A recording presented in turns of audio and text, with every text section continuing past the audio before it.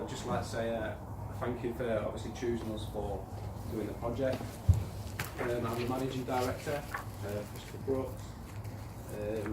Basically, the company's been going now for about 40 years, we're established. Thank you. I just want to pass you on to Gareth, the QC Director. Thank you, Chris. As you said, my name's Gareth, the QC Director for Five Guys. I've worked with them for 5 years or so now, done six big projects with zero major incidents. We're big on safety, so I'd like to keep that going on this project that you've chosen us to do, which we'll explain about in my next time I get up and have a chat with you. I'd just like to pass you on to the project manager, Grant. He'll do his bit. Thank you. Thank you very much, Gareth.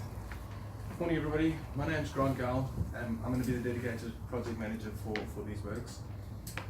I've got a lot of successful projects under my belt, very similar to what we have here today. You guys are asking for a 4-story building and an adjacent car park. I've done plenty, 10-story buildings. I've also worked in stadiums, so the project's in good hands with me. I'd like to hand you over to the site manager, Will. Hello everyone, I'm Will, the site manager. I will be glad, really glad, with the Five Guy construction company who invited me to do the site management. I'm working with them already 5 years. I got quite a lot of background on the construction, so I'm in business for 15 years and really enjoying do this job. And would like to invite. Good morning, everyone. My name is Conor McCann. I'd like to thank you for bringing us on board on this other contract. We've done other contracts along with you, and it's nice to see some familiar faces here. Look forward to working along with you. My quick background is I worked for the company for 20 odd years. As you can see, one of the older members of the team, worked along with Chris's father before he handed over the business. I will be the site supervisor. I've worked along with my colleague Bill here for the last 15 or 16 years on various contracts with good working relationship. As I say, we're looking forward to getting this project underway, and again, thank you very much for taking us to carry this contract for you. So, over to discussion format is the set setup, safe procedures and safety. So the set setup. This is the discussion format today. Obviously, we've got a construction phase plan, the full version in front of you. But instead of going through the whole document, which would take the best part of the day, we've separated into 4 subject headings: site setup, site procedure, safety, other considerations, and we'll end with a Q&A session. Is everybody happy with that format? Yeah. Fantastic. So we'll kick it off with Bill. If you. Hello again. We started with the first section is a site setup plan, which you can see on the wall, then location of the cabin, storage areas, site security, including systems, and site rules will be in place. Briefly about the site location, there is in public area where we got the offices and everything around the coffee shops, and we try to eliminate all hazardous for public people. First thing what we did is fencing around to avoid straight crossing the public parking, which we gave us space to control all our deliveries and site guys entries without any contact with public. Like you see, all site is set up like logically. Car parking, walk to the facilities, where we will site cabin, storage, toilets. Here will be plant site. Here will be storage for materials. Next will be for build loads, storage over there, avoid from the construction site. All will be fenced around there. People will not get involved with the traffic returns and all cars, loads, deliveries. Containers will be set up in the middle of the fence, eliminate contact as well with the deliveries. They loading all rubbish from one side, skip guy will come over to get from another side. There is a drop point where our forklift will be unloading deliveries by control by our bondsmen will be guide training for the traffic management as well. That's it. It's like you see, is that our containers will be looking similar in this shape. Is it will be in blue color. We're using King Container Company, who they supply for us for 10 years. A good relationship because in all their containers are safe to use. There will be separated container where we're going to store posh materials, where there will be keys, who hold it, 3 sets of keys will be site manager, site supervisor, owner, and the trade to store them. Security. Our site will be set up full CCTV and fingerprint control. We got on the front of gates, we got 1 security guy who works during the day, 2 security guys in the night time who do hourly check around our perimeter.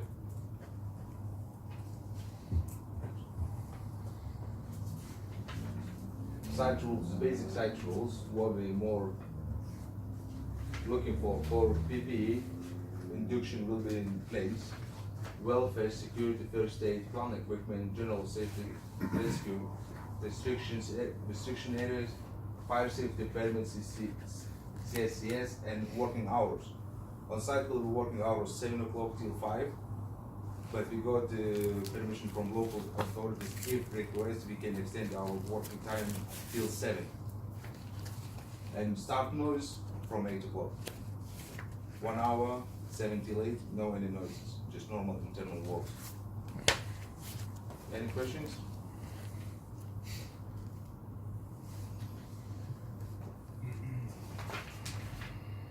So, how you doing? It's Connor here again. We're just going to go through our site procedures here. As you can see, the first one there is emergency arrangements and procedures. Obviously, we will have traffic management plans, and then we will have the welfare assessment. I am the site supervisor, as I've explained earlier on. I've worked along with Bill for many years on different sites here. When I go onto a site as a supervisor, I take it personally. It is it's my baby. So all these procedures that we go through, I want our contractors and subcontractors to adhere to them. As you can see, our emergency procedures here. The traffic, as Phil has touched on, it'll be a one-way system. Obviously, you can't always have a one-way system because we've got telehandlers and skips coming in. But we like to try and make sure we have a one-way system so there's no reversion. Our emergency response plans will be a thing that will be in the front office as you come in. There will be in security as you come in, and we will have a strategically put out around the site there. We will have boards with this here. And what we'll have on there is the evacuation procedures that we will be explaining to all contractors, subcontractors. We have bomb and bomb threat procedures, and also very importantly, we will have the medical emergency and accident procedure. And on this sheet, when you look at it, you will see the local hospital with numbers of local fire numbers and police if needed. I just want to remind everybody that we're very fortunate to have the local hospital right across the road. So that is the nearest place for medical. And as you can see by that, there's an arrow pointing that way. Also, I touch on this. Yes. Sorry. Our fire assembly point aside, if there is such a case of a major incident, is in the car park. It's pointed out there. So on the site management plan, again, as I touched earlier on, it'll be entrance here from the Bromley road, and then that way. So this here is all cordoned off. That's still in use by public. So we will be coming in. Site will be coming in this way. One-way system back out. Any pedestrian traffic, when the cars are parked, we can walk around through there, up into the welfare area where we have our canteen, drying off areas and stuff, storage. Site procedures on that there. Right, that's that covered. The welfare, again, on welfare, we will have, we've estimated that at any one day there's going to be between 17 and 20 people on site.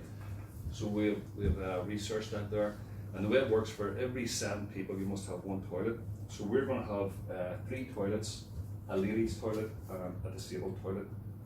Also in our welfare, as was touched on by Bill, you'll see that below the site office there is a canteen area. Within that canteen area there's going to be washing, microwaves, cooker, fridge for the staff so that they can store any of their lunches and what have you. It's the four-step wash. Pardon? The four-step washing system. Yeah, the 4-step, yeah, that's it. So And capacity our canteen is 20 people.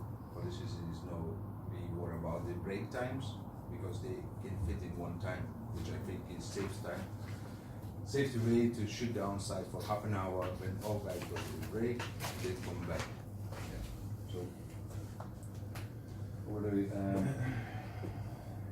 Myself. our two sheet one. Thank you, Connor. Again, my name is Gareth Lynch, the Cushy Director for the company. Just before I get into it, I'd just like to hand out the one of our risk assessments. I'm quite sure there's enough for not everybody, so I do apologise if you can share. Thank you. Yeah, so if you want to just have a quick look through that if you like. So, as you can see, it is just a generic one for the minute, as our backroom staff at the office are still collating all the subcontractors' RAMs. But as you can see, this is one for LED lighting replacement, or installation, sorry. And we will be reviewing all our subcontractors' RAMs to this standard, and if they're not up to this standard, then they'll be get sent back and have another look to resubmit them. Yeah. So site signage, this is my biggest bugbear. I like to have this set in stone what we have on site as being QC director. So on our site we have the 5-point PPE. So that's hard hats, boots, vest, gloves, goggles. So all them signs will be mandatory and placed up at random points throughout the site, main entry and by the canteen and the welfare facilities and the office. There'll also be caution signs for overheads working. We will have obviously warning signs, construction site keep out. Again, I like to see the health and safety board with all the Health and Safety at Work Act, the company's policy, the quality policy, what else will be on there? The safety plan, the evacuation plan, sorry, that'll be on there. Names of first aiders on site and fire marshals. That will be a board in like an A-frame, be placed hopefully by the main entrance, but if it can't go by the main entrance, it will be placed outside the office so everybody can see and adhere to.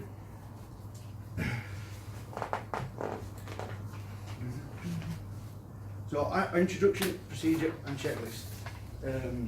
We do have one in place, but if I hand you over to Connor, who will be dealing with that as the site manager, site supervisor, sorry, I do apologise. Connor will explain that a little bit. Yes, as Gareth rightly says here, not only do I work along with Bill, but I also work along with Gary in the QC end of it, because it's my responsibility that if anyone gets hurt, initially I'm the first port of call. So when we bring subcontractors or contractors on the site, firstly they're brought into the office and I check to see if they have the right CSCR cards for their own trades. Now, after we've done that there, we've checked, and I say, before they've been there, obviously Gareth will have checked through the RAMs and stuff, the risk assessment method statements. So what I do, I bring them in, it's very, very simple, usually only takes about a half an hour. I'll bring a person in, set them down with our induction plan, and basically it's like a checklist here, but as I say, we have there's a format that I read through, and I will go through every paragraph with them, make sure they understand it, and then it's just a tick box saying date, tick box saying date. So again, that takes about a half an hour to go through the whole induction. I then take them for a walk around the site, explain to them where we were, where there is the parking, where is pedestrian walking, where the welfare, where the toilets are, all the different things they got there.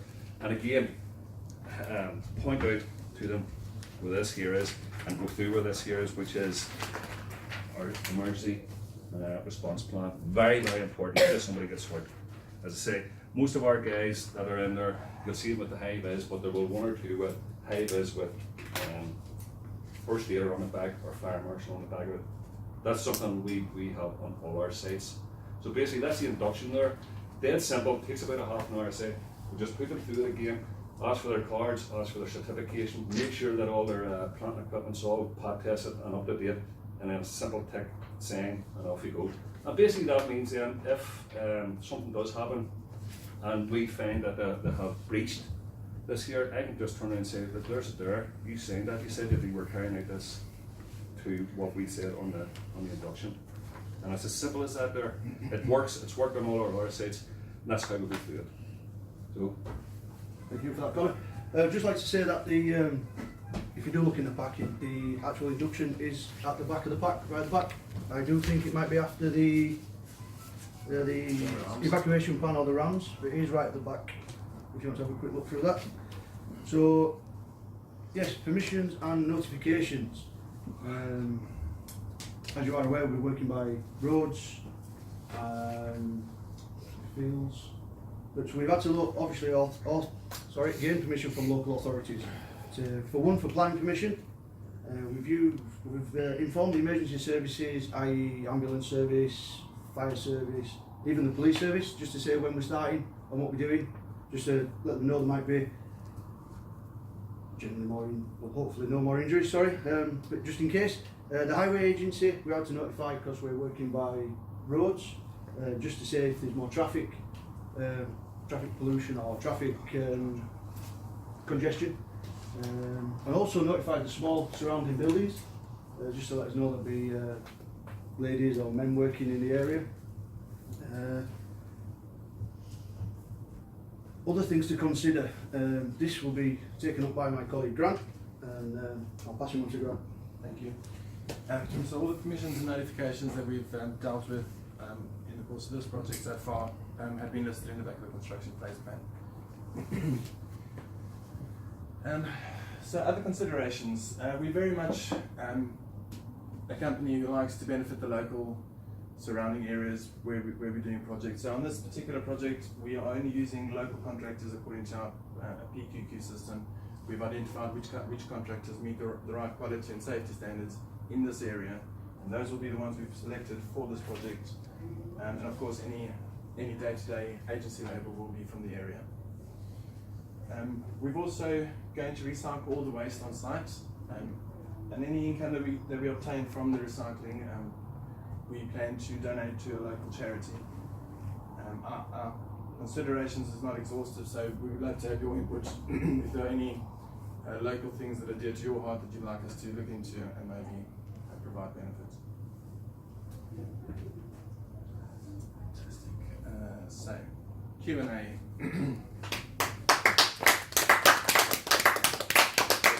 Very good. Are there any questions? You said you have a double cabin for your site office. That's right. Have you notified anyone by installing that? Yes, in the construction phase plan, we've notified the local council. Any other questions? Could you specify exactly what kind of fencing is being used for your boundary? That's a very good question. Can you get in the front? Yes.